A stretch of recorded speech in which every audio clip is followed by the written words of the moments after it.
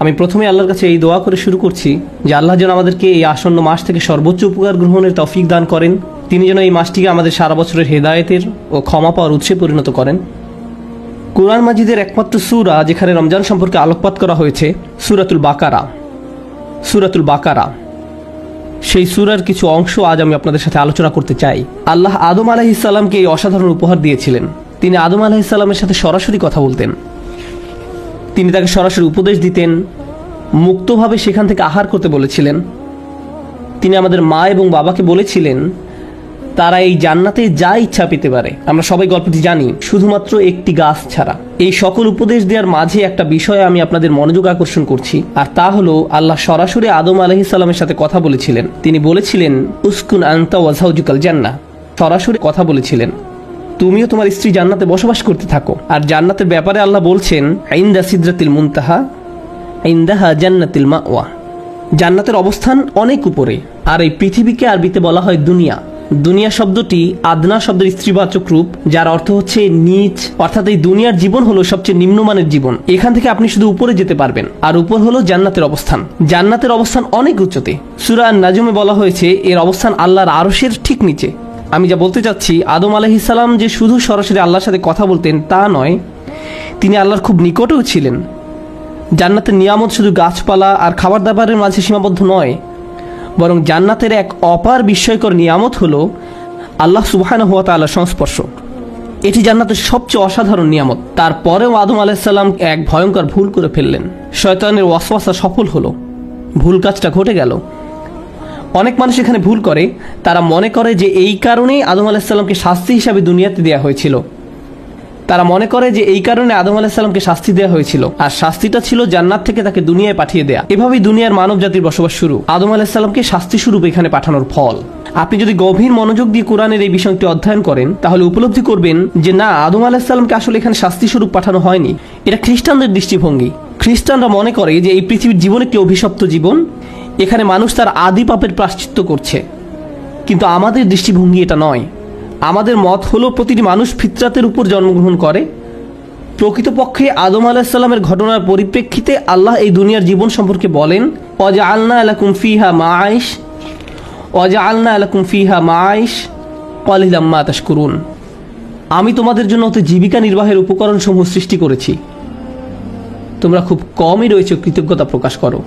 আল্লাহ এই দুনিয়াকে শাস্তি হিসাবে বর্ণনা করেননি, বরং তিনি এই পৃথিবীর জীবনকে সুন্দর উপভোগ্য এক জীবন হিসাবে বর্ণনা করেছেন। প্রকৃতপক্ষে আপনি যত বেশি কোরআন অধ্যয়ন করবেন, আল্লাহ বর্ণনা করছেন কিভাবে তিনি উট সৃষ্টি করেছেন, কেমন অপরূপ সুন্দর করে তিনি পাহাড় সৃষ্টি করেছেন, আকাশ, গাছপালা, আমাদের খাবার দাবার, তিনি ফলের উপর আবরণ সৃষ্টি করেছেন। অন্য কথায় আল্লাহ এই পৃথিবীকে কুৎসিত রূপে সৃষ্টি করেননি। তিনি এখানে আমাদের জন্য জীবিকা নির্বাহের উপকরণ সৃষ্টি করেছেন যেন আমরা তার কৃতজ্ঞতা প্রকাশ করি। কোরআন মজিদের অনেক জায়গায় আপনি শিখবেন যে এই দুনিয়ার অসংখ্য নিয়ামত রাজি বর্ণনা করার উদ্দেশ্য হলো আমাদেরকে মনে করিয়ে দেওয়ার জন্য যে যদি এই পৃথিবীর নিয়ামত রাজি এত সুন্দর হয়, তাহলে আমাদের আদি গৃহ জান্নাতের নিয়ামত রাজি না যেন কত সুন্দর। এটা আপনাকে জান্নাতের কথা স্মরণ করানোর কথা। এই পৃথিবী জান্নাতের একটা প্রিভিউ।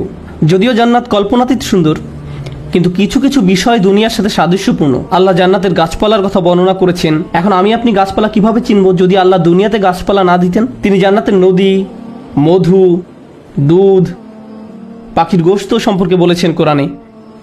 আপনি কখনোই এই নিয়ামতগুলোর কদর করতে পারতেন না যদি এখানে তার কিছুটা স্বাদ না পেতেন। তাই এক দৃষ্টিতে বলা যায় তিনি এই দুনিয়াকে জান্নাতের একটি প্রিভিউ হিসেবে তৈরি করেছেন। যাই হোক, আমি আমার পূর্বের বক্তব্যে ফেরত আসছি। আদম আলাইহিস সালামকে আদম আলাইহিস সালাম আল্লাহর খুব নিকটে ছিলেন। এখন সেই ভুলের কারণে আল্লাহ তাকে দুনিয়ায় পাঠিয়ে দিলেন।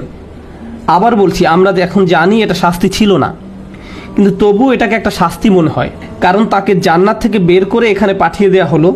জান্নাতের সব কিছু চিরস্থায়ী। আপনি বৃদ্ধ হয়ে পড়বেন না, অসুস্থ হবেন না, কোনো কিছুর ভয় নেই, কোনো দুঃখ নেই। আর এখানে লাকাদ খালাকনাল ইনসানা ফি কাবাদ, নিশ্চয়ই আমি মানুষকে শ্রমনির্ভর রূপে সৃষ্টি করেছি। মানুষ এখানে ক্ষুধার কষ্ট পাবে, অসুস্থ হবে, দুর্বল হবে, পরিশ্রম করতে হবে, কোনো সমস্যা ছাড়া থাকা যাবে না। এই পৃথিবী সমস্যায় পরিপূর্ণ, এটা এমনই।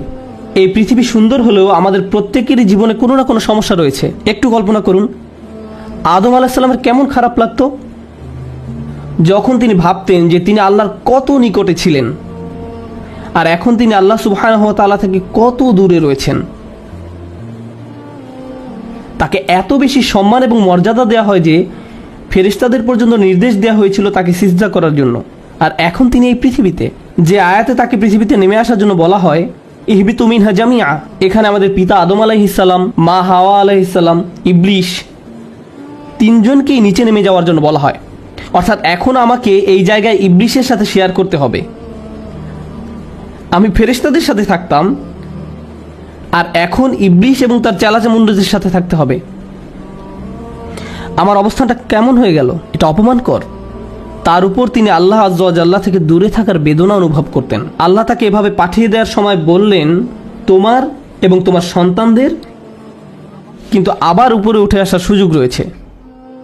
তাই আল্লাহ তাআলা তাকে বললেন, ফা ইম্মা ইয়াতিয়ান্নাকুম মিন্নি হুদান ফামান তাবিআ হুদায়া ফালা খাউফুন আলাইহিম ওয়ালা হুম ইয়াহজানুন। অতঃপর যখন আমার পক্ষ থেকে তোমাদের কাছে কোনো হিদায়াত আসবে, তখন যারা আমার হিদায়াত অনুসরণ করবে তাদের কোনো ভয় নেই।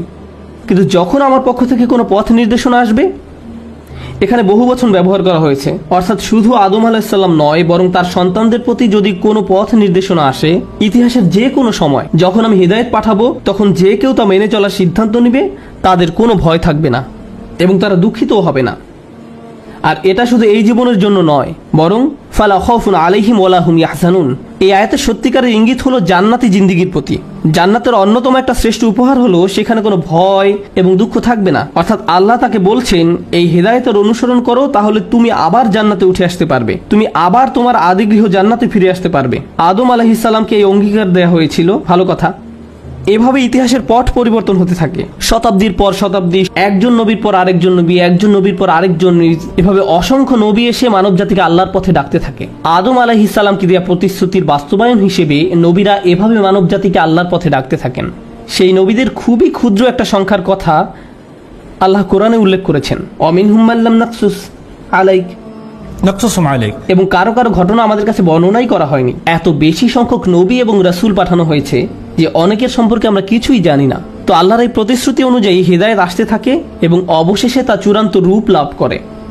আমাদের সবার জন্য সর্বশেষ রাসূল মুহাম্মদ সাল্লাল্লাহু আলাইহি ওয়াসাল্লাম, তার নিকট পাঠানো হিদায়াতই হলো সর্বশেষ হিদায়াত। তো আল্লাহর এই প্রতিশ্রুতি অনুযায়ী হিদায়াত আসতে থাকে এবং অবশেষে তা চূড়ান্ত রূপ লাভ করে। আর সে হিদায়াত হলো কোরআন। আল্লাহ রাসূল সাল্লাল্লাহু আলাইহি ওয়াসাল্লামকে কোরআনকে খুব চমৎকারভাবে বর্ণনা করেছেন। তিনি বলেন, হুয়া হাবলুল্লাহিল মাতিন মিনাস সামাই ইলাল আরদ। কুরআন হলো আকাশ থেকে দুনিয়ায় আল্লাহর সম্প্রসারিত একটি রশি। কুরআন হলো আকাশ থেকে দুনিয়ায় আল্লাহর সম্প্রসারিত একটি রশি। কুরআনও এভাবে এসেছে, ওয়াতাসিমু বিহাবলিল্লাহি জামিআ ওয়া লা তাফাররাকু। আর তোমরা আল্লাহর রজ্জুকে সুদৃঢ়ভাবে ধারণ করো, পরস্পর বিচ্ছিন্ন হয়ো না। আর অনেক সাহাবীর মতে এখানে আল্লাহর রজ্জু হলো আল কোরআন। আগে আমি আপনাদের বলেছিলাম, অর্থাৎ কোরআনকে শক্ত করে আঁকড়ে ধরো। এখন আমরা শিখছি যে আমাদের জন্য রশি ফেলা হয়েছে, আর এটা এমন রশি লাং ফিসাম আলাহা, যা ভেঙে যাওয়ার নয়, কোনো শিকলের সংযোগ ভাঙার মতো নয়। এটা সুদৃঢ়, ভঙ্গুর নয়।